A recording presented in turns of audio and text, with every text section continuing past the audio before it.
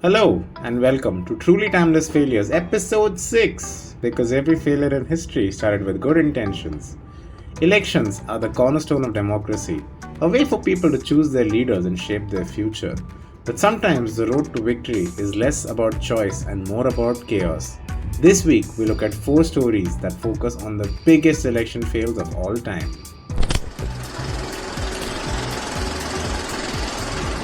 Let's kick things off with the 2000 US presidential election between George W. Bush and Al Gore, one of the closest, most controversial elections in American history at that time.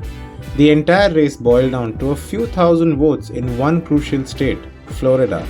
But here's when things got messy. Back then, Florida used paper ballots that required voters to punch holes to indicate their choices. Except, some voters didn't punch hard enough, leaving little bits of paper called chads still partially attached.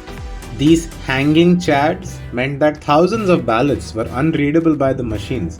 So imagine election officials trying to determine voter intent by examining each ballot under magnifying glasses.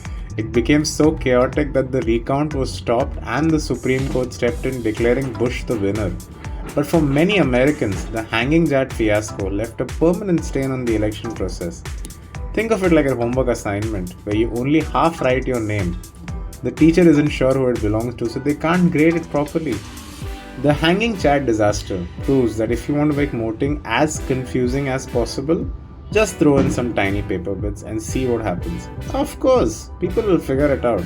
People always do, right? Like, share, and subscribe quickly before we move on to the story of the 2016 US elections featuring, drumroll please, Mr. Trump.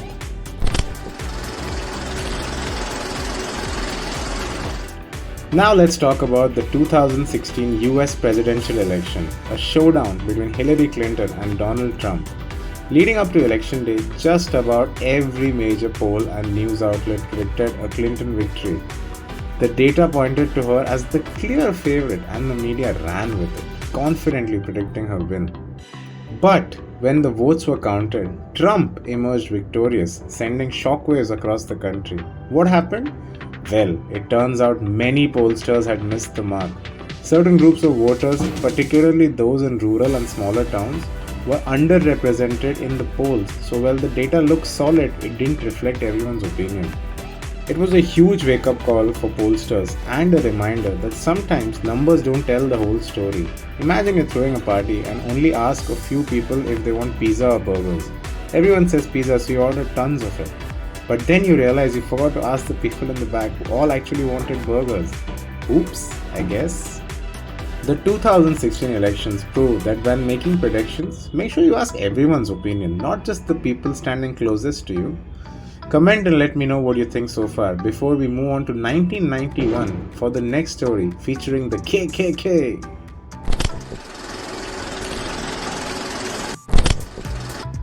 In 1991, voters in Louisiana faced one of the strangest choices in election history.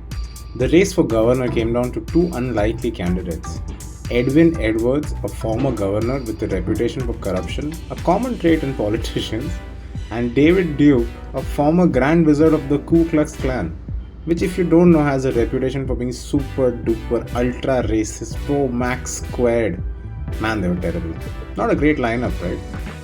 The unofficial campaign slogan became "Vote for the crook, it's important." The choice was clear for many.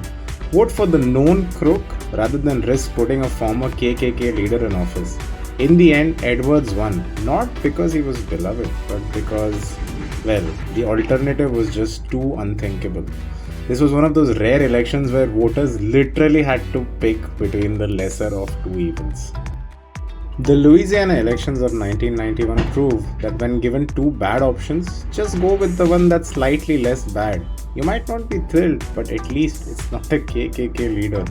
Like, share, subscribe, comment, etc., etc., etc. before we head to our final story in Ukraine. And finally, we have the story of Volodymyr Zelensky, the comedian who became president of Ukraine in 2019. Zelensky was a popular TV star who played a fictional president on a comedy show. But when real life elections came around, Ukrainians decided to make his role a reality. Wondering why? Sounds too bizarre to be real? Turns out too many Ukrainians were tired of corrupt career politicians, so they chose an outsider who promised change.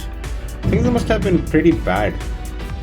Unfortunately, they were about to get worse. Not long after taking office, Zelensky faced some of the biggest challenges imaginable, including a full-blown war.